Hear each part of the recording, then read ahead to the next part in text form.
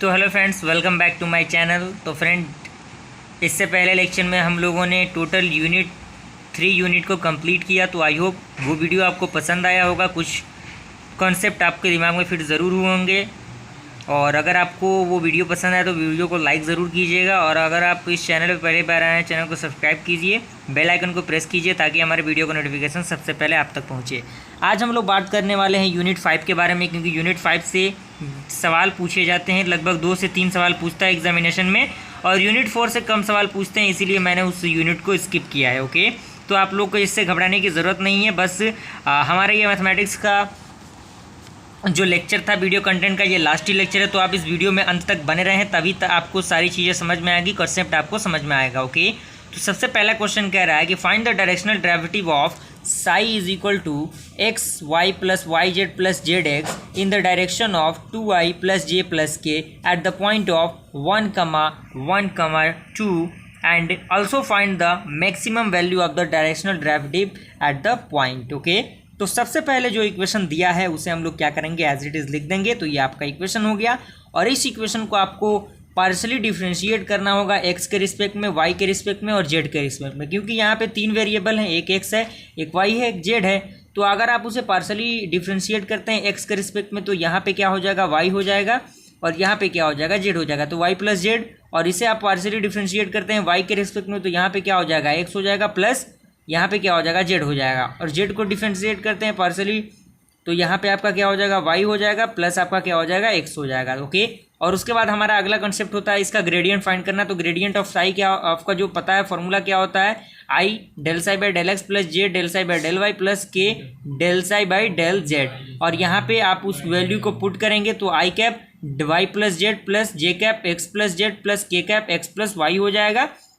इन values को simple से आपको पुट कर देना है, और हमें पॉइंट किसका कह रहा है, 1,1,2। इस पॉइंट पे यानी जहाँ जहाँ एक्स है वहाँ पे 1 पुट करेंगे, जहाँ वाई है वहाँ पे 1 पुट करेंगे, और जहाँ जेड है वहाँ पे 2 पुट करेंगे। तो आपका जो ग्रेडियंट होगा वो ग्रेडियंट ये बन जाएगा। ओके, और ये इक्वेशन आपका बन जाएगा ग्रेडियंट ऑफ साई का। और यहाँ पे एक वेक्टर आपको दिया हुआ है 2i प्लस जे प्लस के, तो इस वेक्टर को आपको ए वेक्टर लेट कर लेना है। Now let magnitude of A unit vector of a be a unit vector, then the directional derivative of psi along the direction of unit vector of a is denoted by क्या, आपका unit vector dot gradient of Sai. Okay, तो इस condition में आपको unit vector A का निकालना होगा। तो यूनिट वेक्टर का आपको फॉर्मूला पता ही है, ऊपर जो वेक्टर दिया हुआ है वो ऊपर रहेगा, और डिवाइड में आपका उस वेक्टर का जो टर्म होंगे उसके स्क्वायर हो जाएंगे। तो यहाँ पे आपका हो जाएगा 2i प्लस जे प्लस के डिवाइडेड बाई √6। ओके, तो डायरेक्शनल डेरिवेटिव का फॉर्मूला होता है unit vector of A into gradient of Sai.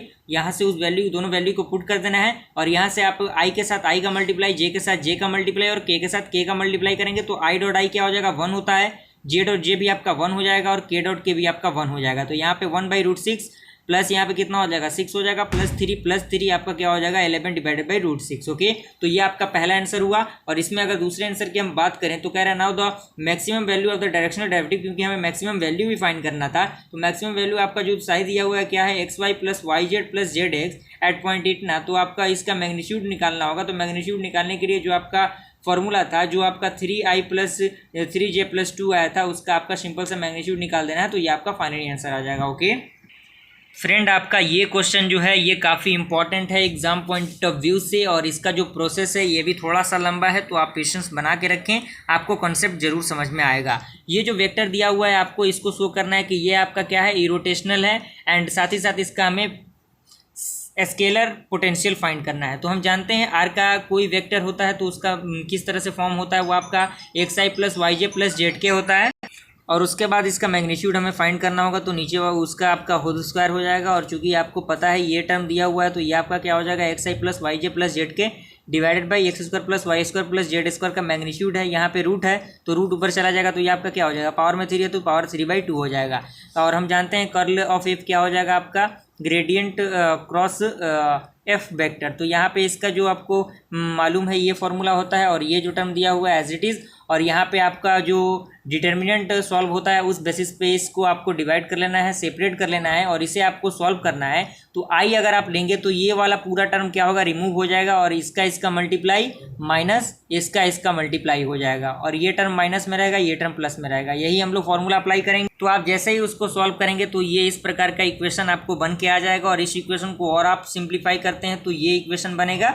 और इस दोनों को आप देख सकते हैं, यहाँ पे -3/2 है यहाँ पे, और इन दोनों चीज़ों में आपको कॉमन मिल जाएगा सारी चीज़ें। तो यहाँ पे इस दो सबको अगर आप माइनस करेंगे तो यहाँ पे आपका 0 आ जाएगा। तो अगर 0 आ गया तो यहीं से आपका एक पार्ट सिंप्लीफाई होता है, hence the given vector is irrotational.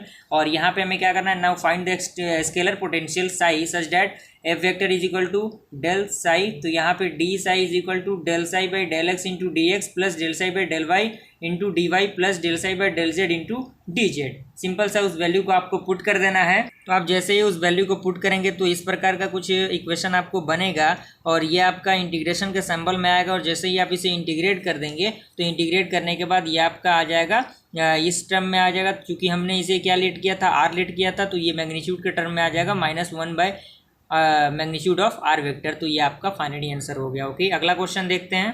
तो फ्रेंड अगला क्वेश्चन कह रहा है कि equate the double integration of S A dot magnitude unit vector of n d s where A is equal to x plus y square i minus 2xj plus 2yz k and S is the surface of the plane x 2x plus y plus 2z is equal to 6 in the first octant. Okay, तो ये equation दिया हुआ है, as it is लिखेंगे। Gradient find करने का जो आपका है ये आपको वैल्यू दिया हुआ है। यूनिट वेक्टर आपको फाइंड करना होगा, तो यूनिट वेक्टर का आपको पता ही है क्या करना होता है। ये ऊपर में रहेगा, यहाँ पे आपका मल्टीप्लाई डिवाइड हो जाएगा और इन सारे टर्म का क्या होगा, होल स्क्वायर हो जाएगा। तो इसे आप सॉल्व करेंगे तो ये वैल्यू आएगा। ओके, और फार्मूला में आपको पता ही है कि आपको क्या सॉल्व करना है ये। तो यहाँ पे इसका मल्टीप्लाई कर देंगे हम लोग, मल्टीप्लाई करेंगे तो ये इक्वेशन बनेगा और यहाँ से एक आपको k के टर्म में इसे मल्टीप्लाई कर देना है। तो k के आपका क्या हो जाएगा, 2 हो जाएगा। ये तो टर्म 0 हो जाएगा तो 2/3 आ जाएगा। और यहाँ पे double integration of F vector A dot unit vector of n d s. तो यहाँ पे इस प्रकार का टर्म आपको बन जाएगा जो कि इक्वेशन 2 होगा। और इक्वेशन 2 हो जाएगा, उसके बाद आप कुछ स्टेटमेंट आपको इस प्रकार का लिखना होगा और ये स्टेटमेंट के बाद आपको इस प्रकार का जो इंटीग्रेशन है ये इंटीग्रेशन बनेगा। और बनने के बाद आप इस इंटीग्रेशन को सॉल्व करेंगे तो एक बार y के रिस्पेक्ट में आपको इंटीग्रेट करना होगा, एक बार x के रिस्पेक्ट में करना होगा। तो यहाँ पे जो लिमिट बनेगा 0 to 3 और 0 to 6 - 2x बनेगा।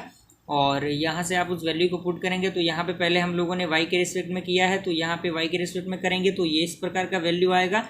और यहाँ पे एक बार 6x के जगह पे आपको इस वैल्यू को पुट करना है। जैसे ही पुट करेंगे तो ये वैल्यू आएगा और उसके बाद और फाइनली आप इंटीग्रेट करते हैं तो इंटीग्रेशन के बाद ये वैल्यू आपको आ जाएगा। और यहाँ से सिंपलीफाई करेंगे तो आपका जो फाइनली आंसर आ जाएगा वो आपका 81 आ जाएगा। ओके, लास्ट क्वेश्चन इस लेक्चर का कह रहा है using the stock theorem. Stock theorem से एक सवाल आता है जो कि 7 नंबर का सवाल होता है। तो ये स्टॉक थ्योरम पे आपको सॉल्व करना है। तो स्टॉक थ्योरम का ये बेसिकली फॉर्मूला होता है, जो इक्वेशन दिया हुआ है एज इट इज हम लोग इसे मान लेंगे और ये आपका फॉर्मूला होता है स्टॉक थ्योरम का।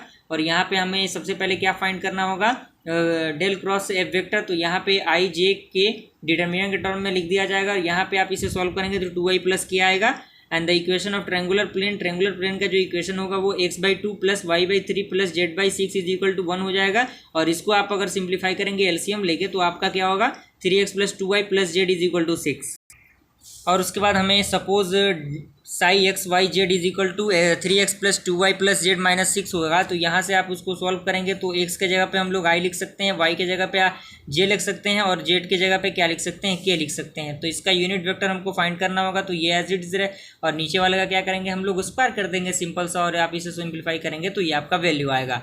और हमें इस वैल्यू को फाइंड करना है तो ये टर्म आपका मल्टीप्लाई हो जाएगा क्योंकि उन वैल्यूज़ को हम लोगों ने क्या किया, फाइंड आउट कर लिया। सिंपल सा इस इक्वेशन में आपको पुट कर देना है। पुट जैसे ही आप करेंगे तो आई के साथ आई का मल्टीप्लाई, जे के साथ जे का और के साथ के का मल्टीप्लाई जैसे ही करेंगे आप तो 7 डिवाइडेड बाई √14 ds आ जाएगा। और ये आपका जो फिगर बनेगा उस जो टर्म दिया हुआ है कंडीशन, उस कंडीशन में आपका फिगर इस प्रकार का बनेगा। और इस प्रकार का बनेगा फिगर। तो consider the projection R of the surface S on the XY plane which is triangle AOB। तो यहाँ पे ds हो जाएगा dx divided by magnitude of unit vector n and unit vector k। तो यह आपका फॉर्मूला होगा जो वैल्यू दिया हुआ है, और उसके बाद सिंपली ऐसे आप इस वैल्यू को पुट करेंगे इक्वेशन फ्रॉम इक्वेशन 1 एंड 2 से, तो ये आपका वैल्यू आएगा। इस वैल्यू को आप सिंप्लीफाई करेंगे, सेपरेट करेंगे, तो 7 आपका बाहर हो जाएगा। Double integration of R d x d y, और यहाँ पे आर क्या आपका area of A O B है, तो एरिया का फॉर्मूला आपको पता है 1/2 बी इंटू एच, तो यहाँ पे उस वैल्यू को आप पुट करेंगे तो आपका 21 फाइनली आंसर आ जाएगा। ओके, आई होप आपको वीडियो पसंद आए। वीडियो को लाइक कीजिए और चैनल पे बेल बना, चैनल को सब्सक्राइब कीजिए। फिर मिलते हैं अगले वीडियो में, तब तक के लिए थैंक यू।